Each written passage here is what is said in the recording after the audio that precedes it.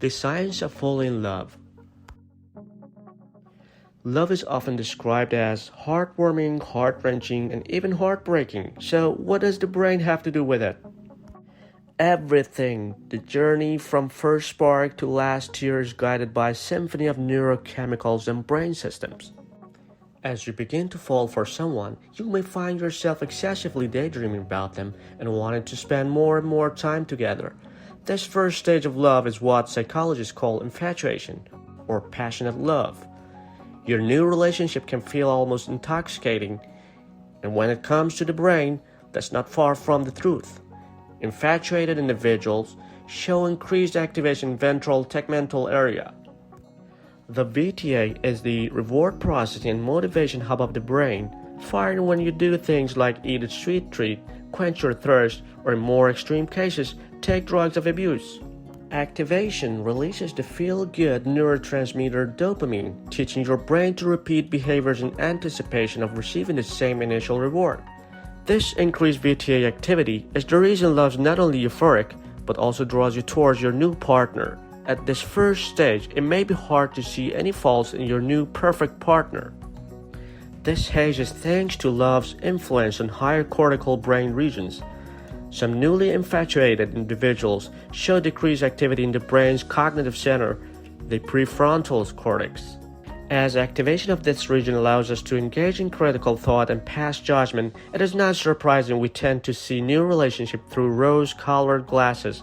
While this first stage of love can be an intense roller coaster of emotion and brain activity, it typically only lasts a few months, making way for the more long-lasting stage of love known as attachment or compassionate love. As your relationship develops, you may feel more relaxed and committed to your partner, thanks in large part to two hormones, oxytocin and vasopressin, known as pair bonding hormones.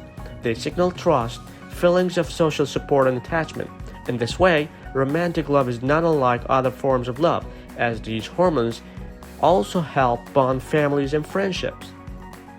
Further, oxytocin can inhibit the release of stress hormones, which is why spending time with a loved one can feel so relaxing.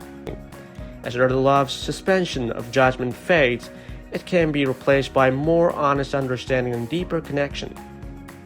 Alternatively, as your rose-colored glasses begin to lose their tint, problems in your relationship may become more evident.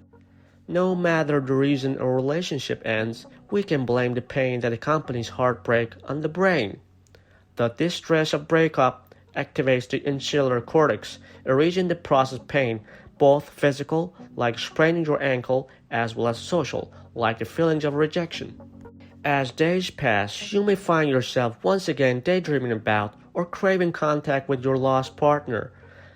The drive to reach out may feel overwhelming, like an extreme hunger or thirst. When looking at photos of a former partner, heartbroken individuals, again, show increased activity in the VTA, the motivation and reward center that drove feelings of longing during the initial stage of the relationship.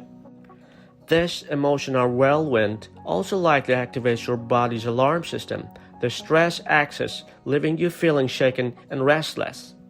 As time goes on, higher cortical regions, which oversee reasoning and impulse control, can pump the brakes on this distress and craving signaling.